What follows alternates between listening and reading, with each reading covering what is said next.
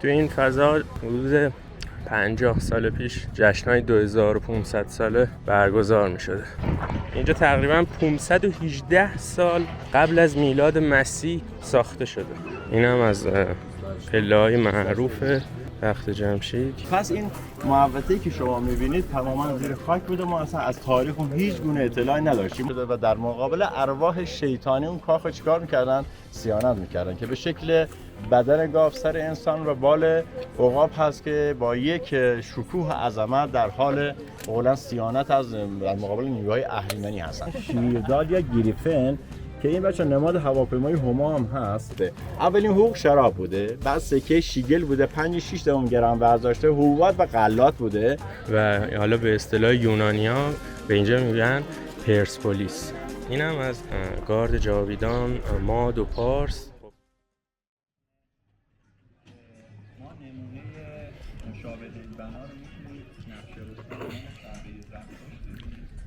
درود خدمت دوستان عزیز، همراهان. امیدوارم هر جای دنیا که هستید حالتون خوب باشه. اومدیم توی یکی از قدیمی ترین و با شکوه ترین مناطق استان فارس، تقریبا چسبیده به شیراز، با 1 ساعت و نیم راه ورودی تخت جمشید هستیم. جایی که اول دیدید یه غرفه‌ای درست کردن از غذاخوری و جایی که آخر ویدیو احتمالاً بهتون نشون میدم. تقریبا ساعت 10 صبح هست، پنجشنبه اواخر اردیبهشت ماه. با جمعی از دانشجوها اومدیم یه بازدیدی داشته باشیم از تخت جمشید. گفتن بیاین ورودی وایسیم که راهنما براتون توضیحات ابتدایی رو بده. هتل آپادانا افتتاح شد. تو این فضا حدود 50 سال پیش جشن‌های 2500 ساله برگزار می شده. بریم جلوتر که از این توضیحات عقب نیفتیم. خب رسیدیم به دروازه ملل. شاید یکی از باشکوه‌ترین نقاط تخت جمشید همین دروازه ملل باشه که این دو طرف هم توضیحاتی دادن که تاریخ تخت جمشید و فلان چیه. اینم یه نقشه هواییه. حالا اینا رو بهتون میگم در ادامه. اینجا تقریبا 518 سال قبل از میلاد مسیح ساخته شده توسط داریوش بزرگ خشایارشا. خب با توضیحات راهنما داریم میریم بالا.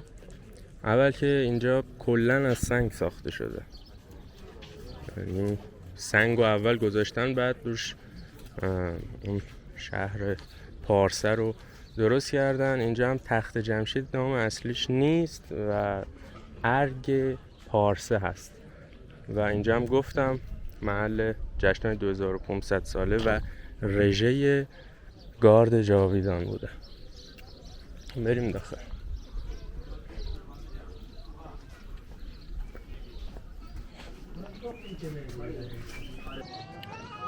این هم از پله‌های معروف تخت جمشید که این چوبی ها رو گذاشتن که این سنگا آسیب نبینه.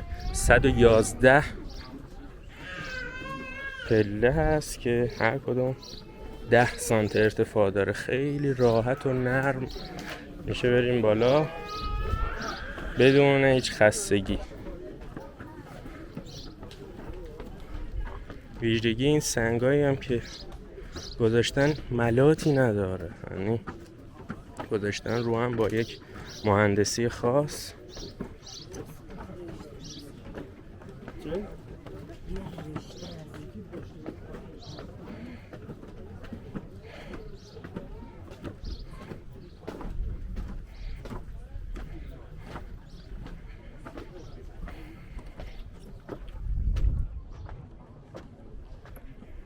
خب این ورودی توسط خشایارشاه ساخته میشه، یعنی موقع افتتاحیه اولیه تخت جمشید این ورودی نبوده. ورودی دروازه ملل که توسط داریوش قسمت شمالی و جنوبی 2 تا ورودی داشته، ولی توسط خشایارشاه این ورودی ساخته میشه. میگم اول سنگو گذاشتن، بعد دیگه کاراشو انجام دادن.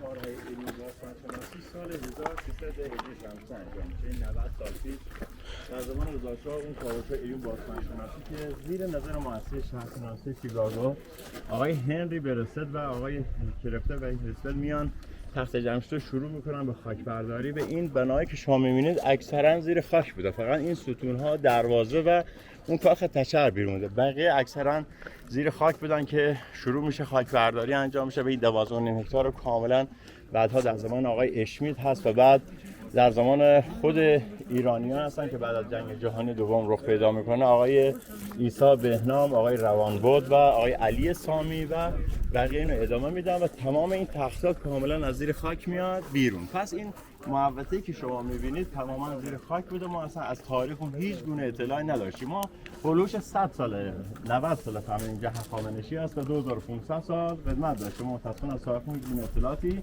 نداشتیم.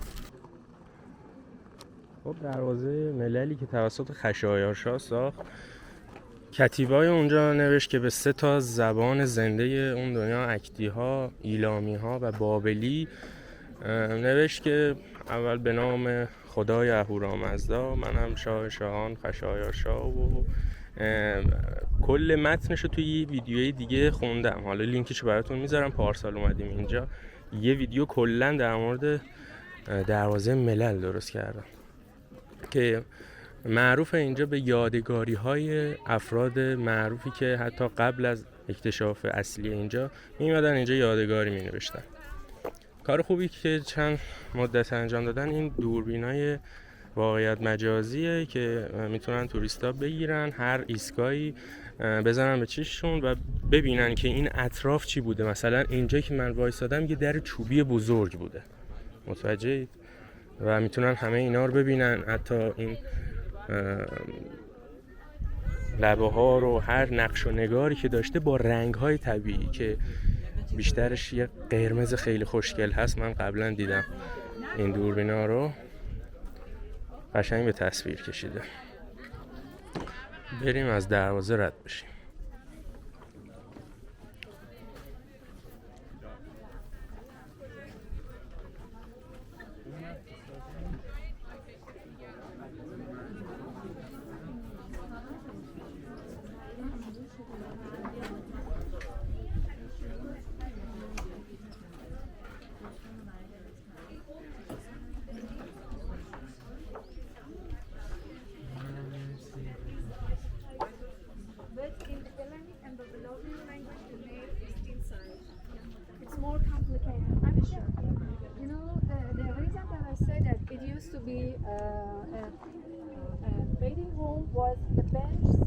خب داره توضیح میده که اینجا یه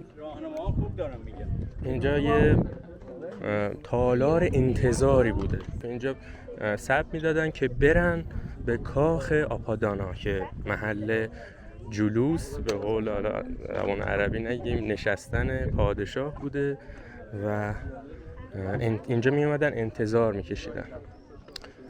میشه گفت اولین مکان حالا انتظار دنیا که براش برنامه ریزی کردن اینجا بوده. خب بریم به سمت جلو. یه چیز جالبی که راهنمای گردشگری گفت کسای مسئول بودن رابط کاخ‌ها بودن و کسایی که مهمان بودن اینجا با 2 انگشت میذاشتن رو 2 انگشت هم و میگرفتن. یعنی ما با هم صلح داریم و خیلی با هم مهربونیم. اینا رو میگرفتن میبردن جای یعنی کاخ دیگه و راهنمایی میکردن. خب اینجا تقریبا فکر کنم گفتن 13 هکتار.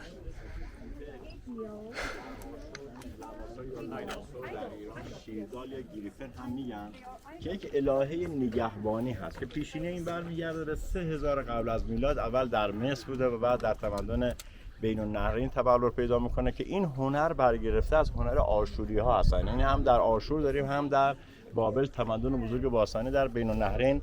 روی مفرق‌کاری‌های لرستان ما اینو باز داریم، توی تمدن اورارتو داریم. کاملا این همینجوری امتداد پیدا میکنه و این که شما میبینید دقیقاً مثل هنر آشوری هستن، ولی با این تفاوت که آشوریا 5 تا پا دارن ولی اون ایرانه همیشه دارای روح ابتکار و نوآوری بودن، اونو طبیعی ایجاد کردن که اینا به عنوان حتی رعب و وحشت در دل دشمنان ایجاد می‌شده و در مقابل ارواح شیطانی اون کاخ چیکار می‌کردن؟ صیانت می‌کردن که به شکل بدن گاو سر انسان و بال عقاب هست که با یک شکوه عظمت در حال قولا صیانت از در مقابل نیروهای اهریمنی هستن.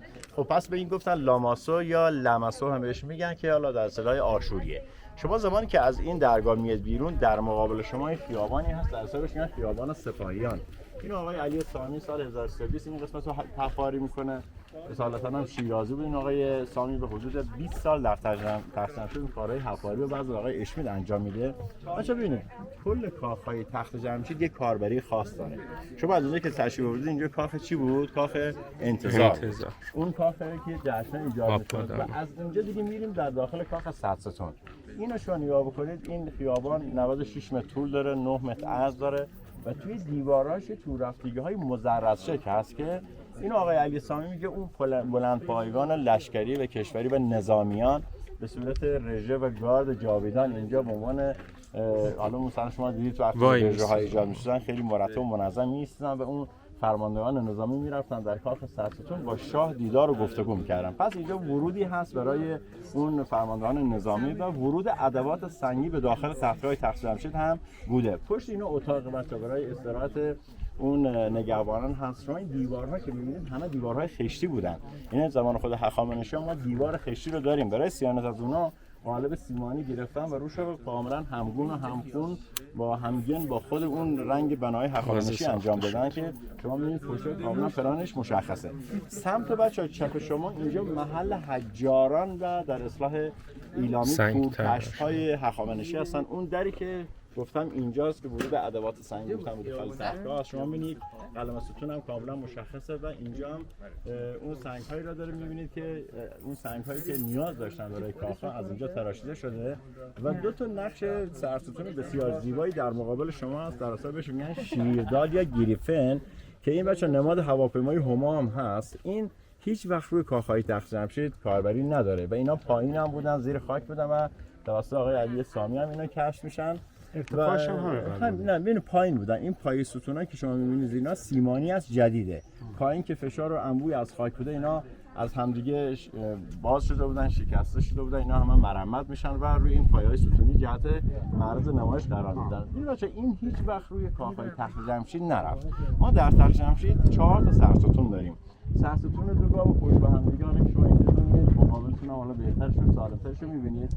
دو تا شیر پشت به هم هست، سر انسان بدن گاو هست و این به قولن شیردار یا گریفن. این اون نظریه که پژوهشگران میگن احتمالاً مورد نظر شاه قرار نمیگیره چون در رأس اینجا شاه قرار داره. کاری باید انجام بشه که شاه میگه و اینجا میمونه، یا اینکه در آینده میخواستن برای یک کاخ دیگه از اون استفاده بکنن و بچه علاوه فنی هم برای بحث قرارگیری اون چوب‌ها خیلی مناسب نیست. شما ببینید یک شاهتیر روی اون وسط این سرستون قرار میگیره و 3 تا شاهتیر اصلی روی اینا قرار میگیره پشت سر این که به شکل کله اسبه. خیلی برای قرارگیری اون شاهتیر اصلی هم مناسب نبود، یعنی علاوه فنی هم یکم مشکل داره. رو اون رو نگاه بکنید اون سرستونای دو گاو قشنگ پشت اونها صاف هستن و اینجا بچه‌ها یک به صورت کشف بسیار جالب ایجاد میشه. یک سگ بسیار زیبایی با قلاده که نیمه تراش هم هست که الان توی موزه تخت جمشید نگهداری میشه. اینجا پیدا میشه که نگهبان ورودی تمام کاخهای تخت جمشید بوده که الان ما زیباترینش رو تو موزه لوور زیاد داریم. توی کاخ تو موزه ایران باستان هم هست. یک ظرفی هست به نام بوته که برای ذوب فلزات ازش استفاده می‌شده. یک دسته گیره در هست به شکل شیری هست، فلزی هست و بسیار زیادی پشت‌قاب‌ها و هاونگ‌های سنگی اینجا پیدا شده. خب داریم در رژه نظامیان، خودمونم یه نوع رژه میریم، البته اونا کجا ما کجا. چیزی که راهنما داشت در موردش صحبت میکرد این بود که چند تا نظریه هست. شاید دلخواه اون مهندسای اصلی تخت جمشید نبودی که اینجوری رها شده، استفاده نشده، یا حالا طراحی کردن دیگه نشده که استفاده کنن. بعدش رفت طراحی و لوگوی هواپیمای هما که یکی از زیباترین نشانه های هواپیمای جهان هست.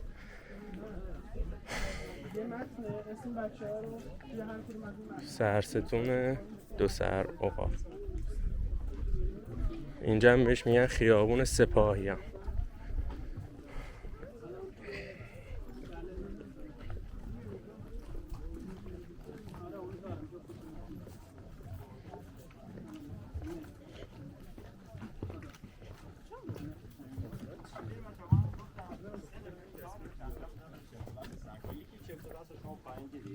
یه روش دیگه شما اینجا میبینید زبر تراشی هست که اون تمام اون ستونهای تخت جمشید و خود دیوارهای تخت از اون استفاده میشدن. ببینید مثلا به این ستون و این کار هست. وسط ستون رو یه عمق 1 سانتی می‌زدن برجسته‌اش می‌کردن. اون ستون بالای همینطور بر اساس استحکاک وزین بودن حالت ایستگاهی و سکون پیدا می‌کرده.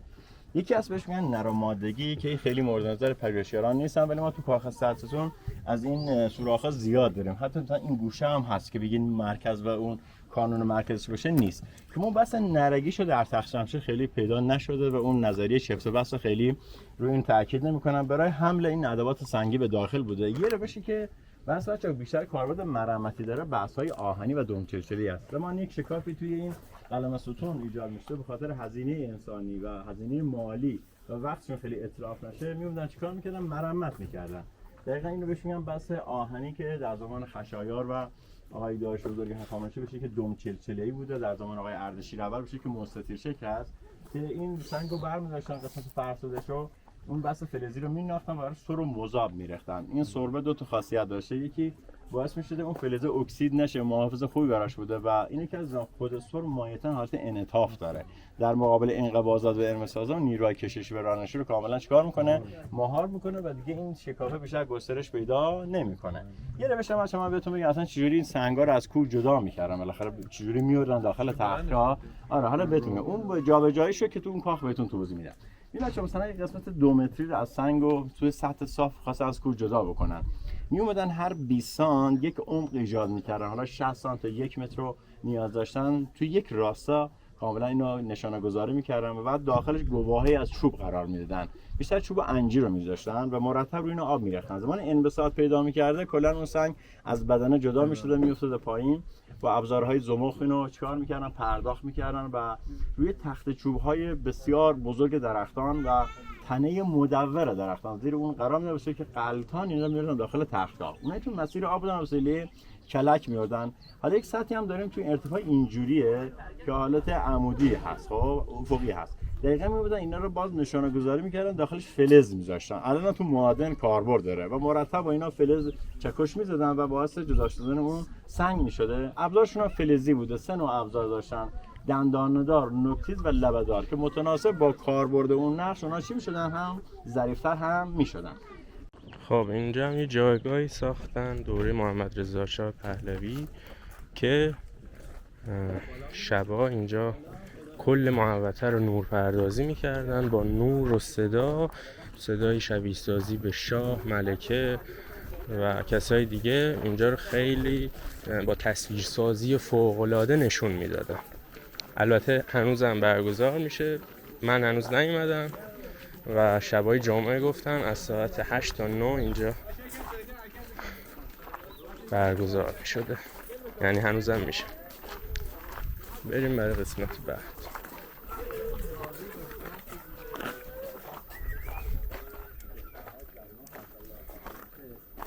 در زمان اردشیر ساخته میشه برای ورودی به کاخ سرسون. ولی متاسفانه تمام نمیشه، ولی خوشبختانه یک کارگاه آموزشی هست از زمان هخامنشیان که ما کاملا متوجه شیم اینا چجوری چینش سنگا رو انجام میدن، چجوری تراششون رو انجام میدن، چجوری اینا جابجا میکردن. اون سوالی که دوستمون سوال پرسیدن که چجوری اینا رو جابجا میکردن، یا شما در ایوان شمالی کاخ سرسون آقای اشمیتون حفاریا قرقره نفرقی پیدا کرده. در زمان هخامنشیان اینا داربست رو میشناختن، ترکیب نیرو رو میشناختن، جرثقیل رو میشناختن و کاملا به فیزیک اشراف داشتن. چون نگاه بکنید تمام این ستون‌ها به وسیله جرثقیل و داربست چوبی و قرقره جابجا می‌شدن. اول که ما قرقره رو اینجا پیدا کردیم، بعد نگاه بکنید داخل این قلم ستون زائده‌ای هست که چسبیده به خود قلم ستون، اصلا برش نمی‌دارن که اینا به وسیله تناب با اون قرقره‌های ترکیبی جا بلند می‌شدن و جابجا می‌شدن که در آبادان‌ها که شما می‌بینید 19 و 90 تا ارتفاع این ستون هست. تمام شده سقف آبادان 21 متر بوده و 7200 متر مربع وسعت داشته که گنجایش حداقل 10,000 نفر رو داشته که جشن اصلی هخامنشیان اونجا انجام میشه. پس اون بحث فیزیک کاملا می‌دونستن، با قرقره جابجا می‌کردن. یه در دوستان گفتن پژوهشگران که مثل سطح شیبداره. بچا سطح شیبدار مثلا این کاخ سرسون 100 تا ستون بسیار زیبا داره. اون سطح شیبدار اینجا اصلا کاربری نداره. مقدمات کار معلومه که چی کار میکردن و این ستونهای زیبا رو در می آوردن ازش. این هم چینش سنگا هست.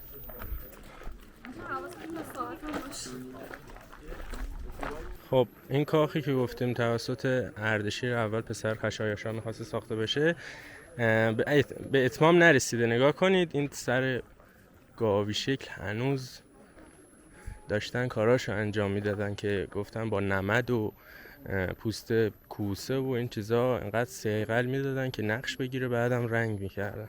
حالا بریم آبراه معروف تخت جمشید رو ببینیم.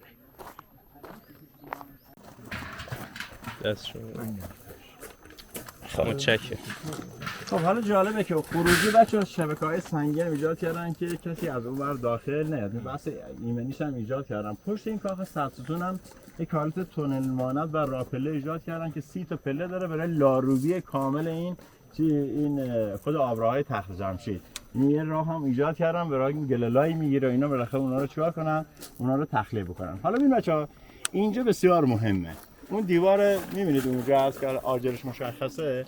اینجا زمانی که آقای هرسفرد بالاخره اینجا انبوهی از خاک و خشت بود، برای اینکه این خاک‌ها رو از اینجا به وسیله واگن انتقال بده قسمت جنوبی تخت جمشید، اینجا به چند تا اتاق مهرموم شده می‌بینه و دست می‌یابه که اینجا به کشف بچه‌ها 30,000 تا لوح گلی هست. 30,000 تا لوح گلی اینجا کشف میشه، همون موقع هم فرستاده میشه مؤسسه شهرشناسی شیکاگو که این 30,000 تا لوح گلی حالت فیش حقوقی دارن. در زمان هخامنشیان که بیشتر از زمان آقای داریوش بزرگ هخامنشی به خط ایلامی هست، 50 تاش به خط آرامی و یکیش به خط یونانی هست که خیلی بچه از زوایای اختصاصی و سیاسی و اقتصادی زمان هخامنشیان کاملا برای ما مشخص میشه. از جمله ما میدونیم که افرادی که در تخت جمشید در 2500 سال پیش اینجا کار میکردن همه دارای حقوق و دستمزد بودن. این که نبوده اینو بیگاری باشه. هر کسی متناسب با تخصصش چی میگرفته؟ حقوق میگرفته. اولین حقوق شراب بوده، بعد سکه شیگل بوده 5-6 گرم وزن داشته، حبوبات و غلات بوده. و جالب اینه که متناسب با اون آیینی هم که داشتن یک هدایای و نذوراتی هم به اینا داده میشده. چون ما در زمان هخامنشیان اینو تسامح و تساهل مذهبی داریم که آقای کوروش بزرگ میتونه اولین امپراتوری و شاهنشاهی را در دنیای باستان به وجود بیاره و این ثبت گینسه که ایرانی اولین مردمانی هستن که این شاهنشاهی رو ایجاد میکنن. و اینکه در مورد حضور خانم بچه ما در تخت جمشید اصلا نقش و نگار خانم و معبدی رو نداریم، این دو تا نقش اصلا وجود نداره. خب یه جوری یونانی‌ها به ما گفتن که ایرانی‌ها نسبت به خانمشون خیلی حسود هستن، تو اون فضای قرنطینه حرکت میکنن که پلوتارک اینو میگه. ولی این لوح‌ها به ما مشخص کردن که اتفاقا 49 تاش متعلق به زنان هخامنشیه و 2 تاش مربوط به افراد خیلی شاخص و ملک‌های نزدیک به دربار هستن. 2 تا خانم هست به نام ایردبما و یک ملکه آقای داریوش داره به نام خانم افاکیش دوکشیش که دقیقاً می‌بینیم توی این الوا اون هر ماه اینو جیره می‌گرفتن. مثلا خانم افاکیش میاد 1000 لیتر شراب و 200 گوسفند هر ماه به اون داده میشه که بره از املاکش در کجا در شوش خوزستان سرکشی بکنه. یا خانم ایردبما ناظر تجارت و قسمت لیدی و ترکیه امروزیه. اینا افرادی هستن که نزدیک به شاه هستن و حتی اون شاهزاده خانم‌ها یک عده ویلاهایی داشتن به نام الهی تو این الواح اومده و اون 49 تا جالبه که مربوط به افراد دونپایه هستن. بچه خانم‌های اینجا هستن که بعضیشون شرابگیر هستن، بعضیشون آبجوگیر هستن، بعضیشون مودرن راه هستن، اصلا ملکه رو تیمار میکنن، بعضی بافنده، بعضی خیاط، حجار و ماما هستن که متناسب با تخصصشون چی میگرفتن؟ حقوق میگرفتن. جالب اون خانمی که داره کار میکنه در حین کار باردار میشه. این خانم مرخصی زایمان داره، 2 ماه قبل از بارداری، 2 ماه بعد از زایمان و حقوق 2 برابری به این داده میشه و حتی زمانی هم که برمیگرده یک فضایی برای اون بچهش ایجاد میکنن که کاملا زوم شه روی کاری، شاید مهد بوده که امروزی بوده و اینکه خود این البام به ما نشون میده دختر بچه‌های 9 تا 12 ساله‌ای که در کنار اون مادر کار میکردن اونا هم بهشون چی میدادن؟ حقوق میدادن. پس ببین تو 2500 سال این الگویی که ما الان در حتی دنیای پیشرفته غرب داریم در زمان هخامنشی ما این کامل این سیستم رو داریم. آقای داریوش یک شخصیت بی‌نظیریه. یعنی بچه‌ها ببینید این در واقع این شخصیت بزرگ آقای داریوشه و تثبیت کننده سلسله هخامنشیه. اگر داریوش نبود واقعا هخامنشی وجود نداشت. آنچنان پادشاهی با سیاست، با ذکاوت، باهوش و اقتصاددان بی‌نظیریه که آقای آلبرت اومستاد آمریکایی در مورد آقای داریوش اینو میگه کمتر پادشاهی در دنیای باستان و این پی برد که پویا یک ملت بر اساس اقتصاد سالمه این داریوش بزرگ هخامنشی رو راه‌ها رو ایجاد میکنه، یک سیستم نظامی و یک سیستم مالیاتی بی‌نظیر ایجاد میکنه. اون خانم اپاکیش اگه ملکه هست اجازه نداره گوتری از خزانه چیزی رو برداره. یک سیستم حسابرسی دقیق بوده، حواله انبار بوده، مهر اون انباردار بوده و اینکه میاد مثلا تو بحث تجارت مثلا اون کانال سوئز کاملا تکمیل میکنه. اون کانال سوئز در زمان 2 تا از فرعانه مصر به نام آقای نخو شروع شده بوده و در زمان آقای داریوش در عرض 10 سال کامل میشه. 85 کیلومتر در عرض 50 و ارتفاع 10 متر میده که همزمان 3 تا کشتی عبور بکنن. پس این کانال سوئزی که جولانگاه قدرت‌های دنیا است اینا مخترعش خود ایرانی هستن و آقای داریوش بزرگ هخامنشی ایجاد میکنه که خوشبختانه یک استایل زیبایی هم پیدا شد از اون لوح سنگی که در مورد اون ساخت سازه آقای داریوش بزرگ هخامنشی با میگه الان تو موزه بریتانیا نگهدار میشه. به کمک مهندسی به نام ارتاخه در عرض 10 سال این کارو چیکار میکنه؟ انجام میده. بریم داخل کاخ سر.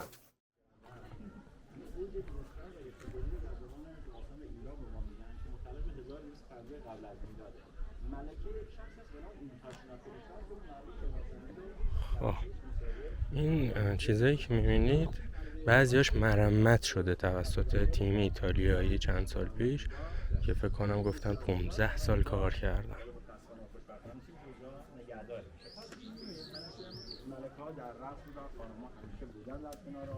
کماندان بیزیشک و یک تیر کوتاه به نام آکیناکه روی راه چسبیده.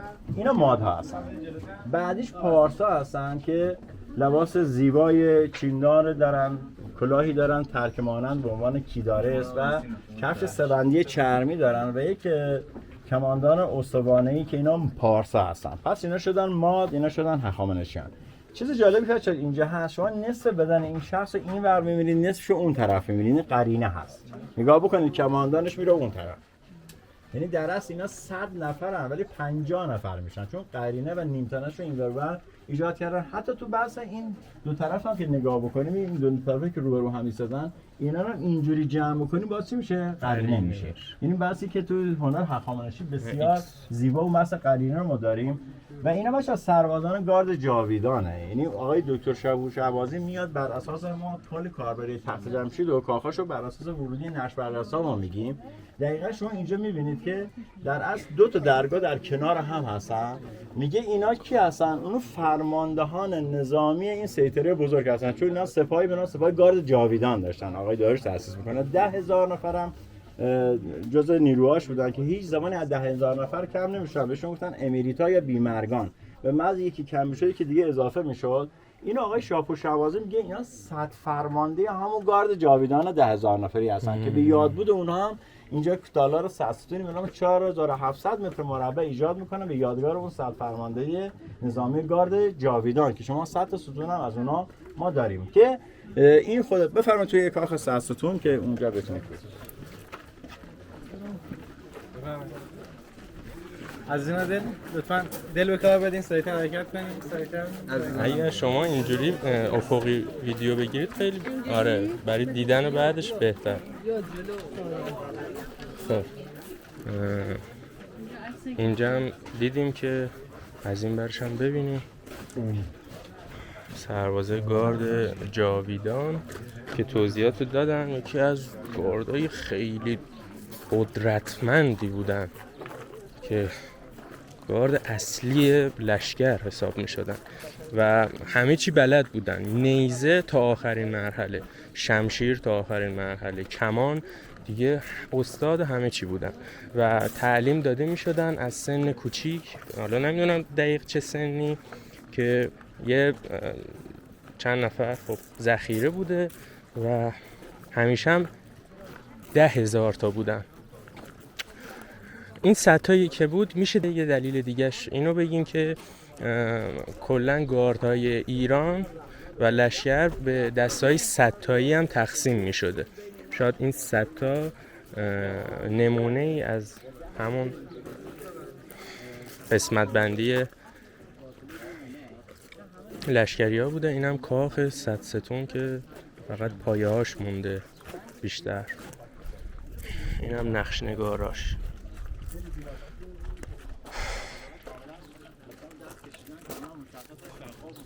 شما می‌بینید این کاربری که در کاخ سرسون باز داشت، این کاربری که در کاخ سرسون باز داشت برای اینجا گفتن ما تاقچه زیاد می‌بینید تو کاخ سرسون. نگاه بکنید دو تا کاملا تاقچه 27 تا تاقچه تو این سه جهت داریم، ولی این طرف چی داریم؟ دریچه داریم. نگاه مقابلتون که اومدیم داخل. این دلیل چیه؟ سمتی که مهمانان میان باید دیده بشن، سمتی که شاه میاد باید مورد صیانت قرار بگیره. اینو احتمالاً این تاقچه ها رو یک گنجخانه سلطنتی هم احتمالاً این کاخو در نظر گرفتن. بالاخره یک هدایای شاخص اون نمایندگان میوردن داخل اینا چی میشن قرار میذاشتن. و اینکه بسی بچه ما اینجا داریم که در کاخ سرستون اون کفوش موزاییک رو پیدا نکردیم. خب یعنی آقای اشمی 2 متر اینجا حفاری میکنن که لایه خاکستر میاد بیرون.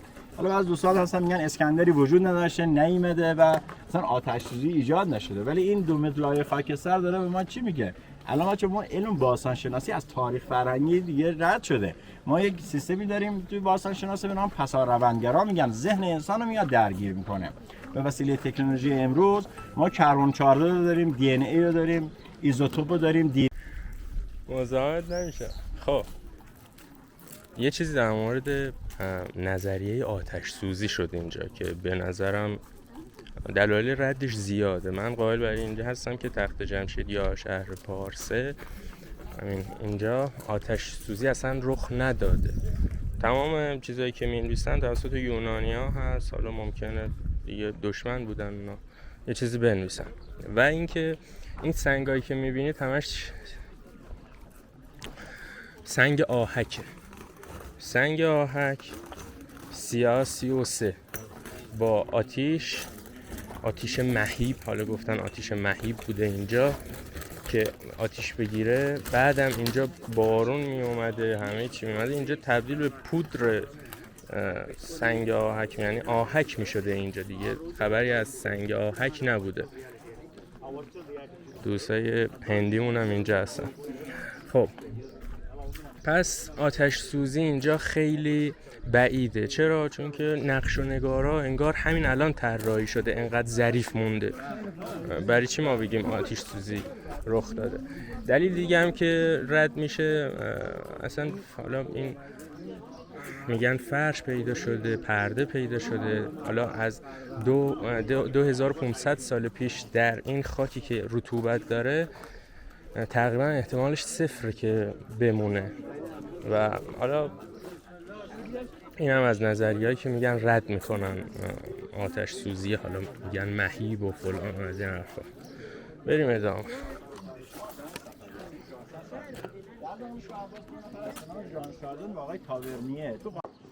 خب چرا به اینجا میگن تخت جمشید؟ اینجا نام اصلیش شهر پارسه بوده. اینجا یه جایی هست که حالا من بهتون نشون بدم. یه تختی هست که دارن حمل میکنن و توی نوشته‌های فردوسی که یه پادشاه اسطوره‌ای بوده به نام جمشید، 1000 سال هم حالا میگن پادشاهی میکنه و میخواسته یه جور زنده نگه داره اسطوره ها، پادشاه ها رو. گفته توی فارس یه جایی بوده که بله تخت جمشید بوده. بعد اینو دیدن، این نقش رو دیدن دیگه، گفتن آره. بعدن دیدن گفتن همین که فردوسی گفته تخت جمشیده و این اشتباهست. اینا هم دارن عکس میگیرن. خب بریم به سمت کاخ اصلی، یعنی آپادانا.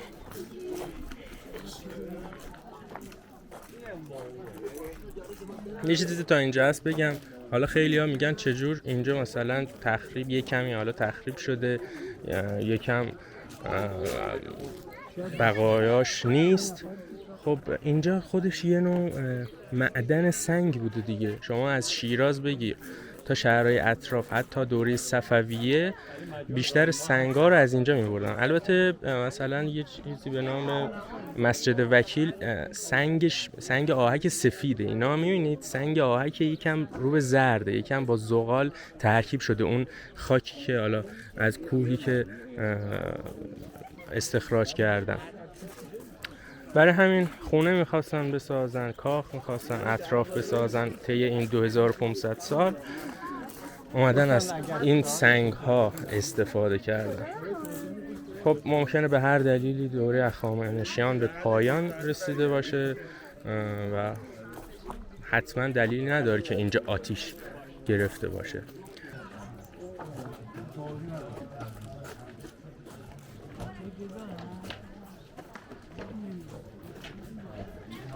باریکه چقدر.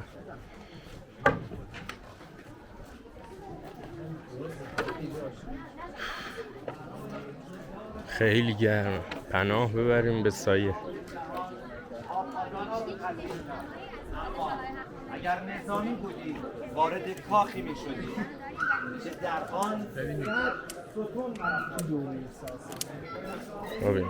این راهنما خیلی اسطوره‌ای داشت تعریف میکرد از همه چی. پنجره داخل شکم اون یک شیره. این بچه‌ها ما در تخت جمشید هر جا قدم برمی‌داریم نمادی از صلح و آرامش و دوستیه. یعنی جنگ و گریز و تقو و کشتار مثل بابل آشور نداریم که مثلا ما تو آشور داریم که یک شخصی رو گرفتن تکه تکه میکنن اون بدنشو. اینو نشونه رعب و وحشته. ولی تخت جمشید نماد صلح جهانیه. در 2500 سال اینجا ایجاد شده. تنها نقشی که شما اینجا می‌بینید که یک شاه داره خنده رو تو چشم شیر انجام میده. این بچه‌ها نشانه این که این هدف از ایجاد نقش این که شاهی رو یک شاه پیروزمند و آرمانی بدونه که در همه لحاظ از کاخ و قلعه‌اش میتونه در مقابل حتی نیروهای اهریمنی هم چیکار کنه؟ حفظ کنه. چون تو شاه در رأس قرار داره، باید اون شکوه و عظمت قدرت شاه ایجاد بشه. اینجا هم رسیدیم به کاخ اردشیر اول که محل شورای کشوری بوده که هر تصمیم خواستن بگیرن اینجا یه شور و مشورتی میکردن. این هم از گارد جاویدان، ماد و پارس. خب تفاوتشون رو میدونید. ماد نمد داره روی سرش، ریشاشون هم فرق میکنه. این پارسیه یه مقدار ریشش هم اینجا تموم میشه، ولی این مادی یکم صافه و استفاده از کلاگیس و آرایش اینجا خیلی مد بوده. یو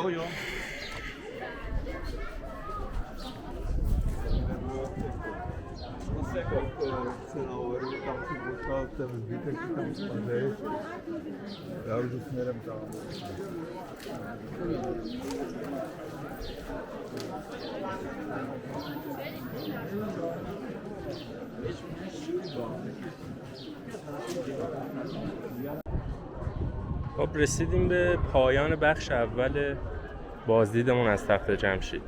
دقیقاً بعد از این ویدیویی که دیدید میتونید بخش دوم اینجا رو ببینید که بازم باید ادامه بدیم.